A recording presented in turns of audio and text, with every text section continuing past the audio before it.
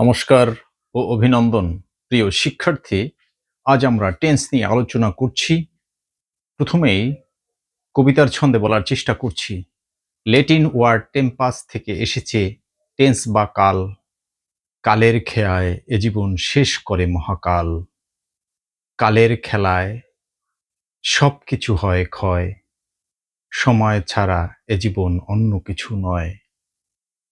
Tense যেমন ভাষার তরে, আত্মা তেমন দেহের তরে।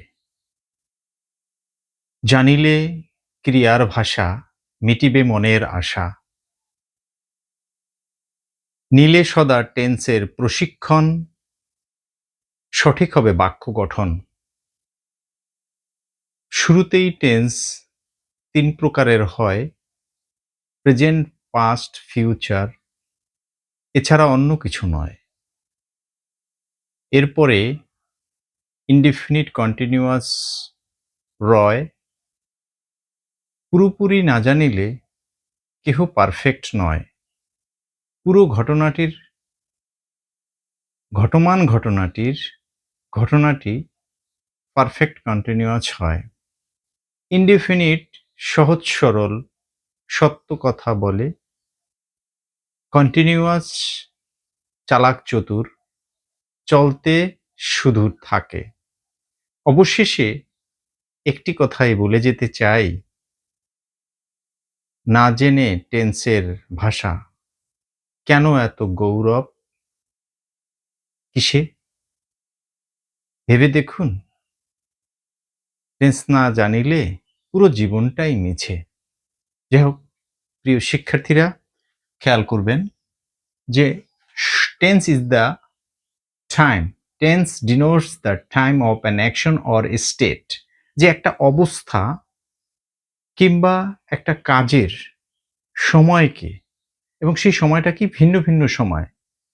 যেমন করি, করেছিলাম, করব। তো এভাবেই আমরা খেয়াল করব। আমরা দেখছি উদাহরণে, প্রথমে আমরা ১২টা টেন্সের উদাহরণটা খেয়াল করে নেই, তারপরে দেখছি যে প্রথমে প্রেজেন্ট ইনডেফিনিট টেন্সে আই পেলে, আমি খেলি, আমি খেলিতেছি, I am playing. I have played, আমি খেলেছি। I have been playing for 2 hours. আমি ২ ঘন্টা ধরে খেলছি। অর্থাৎ অতীতে শুরু হয়ে বর্তমানে চলছে। আর এটা হচ্ছে কাজের ফলাফল রয়েছে। আর এটা চলমান, বর্তমানে চলমান। জাস্ট প্রেজেন্টের যে ৪ টা ফর্ম রয়েছে। তো এরপরে পাস্ট টেন্স ফরমেশনে যে ৪ টি রয়েছে সেটা আমরা একটু খেয়াল করি। পাস্ট ইনডিফিনিটে আই প্লেইড, আমি খেলেছিলাম। আই ওয়াজ প্লেইং, আমি খেলছিলাম। I had played before you played, তোমার খেলার আগে আমি খেলেছিলাম। I had been playing for 2 hours, আমি ২ ঘন্টা ধরে খেলছিলাম। Just future, I shall play, আমি খেলবো। আই শ্যাল বি প্লেইং, আমি খেলতে থাকবো। I shall have played before you play, তোমার খেলার আগে আমি খেলবো। I shall have been playing for 2 hours, আমি ২ ঘন্টা ধরে খেলবো। এই ১২ ধরনের টেন্সের রোলিং হয়ে থাকে। তো আমাদের শিক্ষার্থীরা যদি সৃজনশীলতার জন্য মোটামুটি ৭ ধরনের শেখলে এটা কিছুটা চলে। সেটা হচ্ছে, যেমন আমরা যদি প্রেজেন্ট ইনডেফিনিট, পাস্ট ইনডেফিনিট এবং future indefinite, present continuous, past continuous, future continuous, present perfect, এই ৭ টি হচ্ছে মোস্ট এসেনশিয়াল আমি মনে করি। তো যাই হোক, সৃজনশীলতার জন্য সবথেকে বেশি ব্যবহৃত হয় প্রেজেন্ট ইনডেফিনিট টেন্স।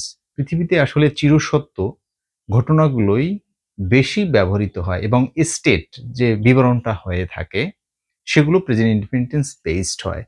তাই সবথেকে বেশি গুরুত্বপূর্ণ হয়েছে প্রেজেন্ট ইনডেফিনিট টেন্সটা শেখা জরুরি।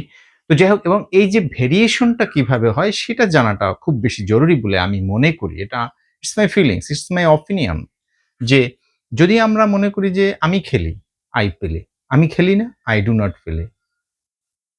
আমি কি খেলি? Do I play. আমি কেন খেলি? Why do I play?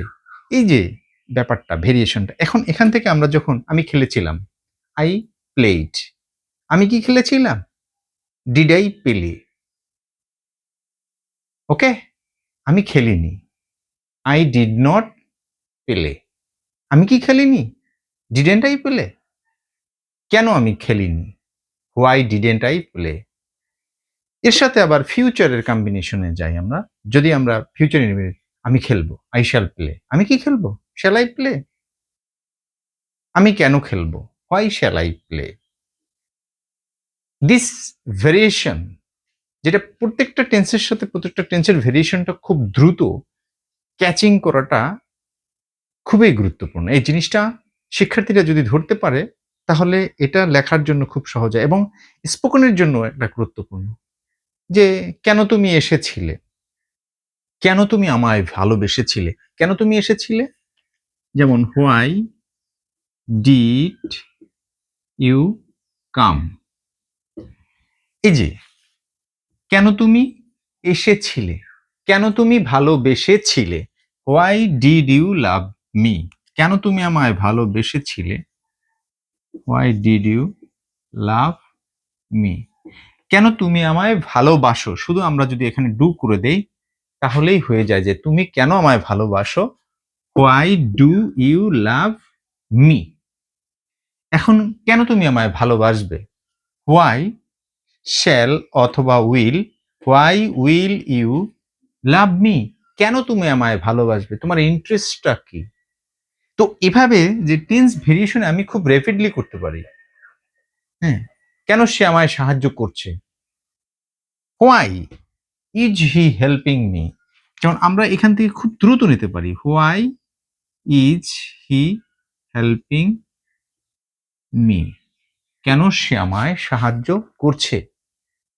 কেন সে আমায় সাহায্য করেছে?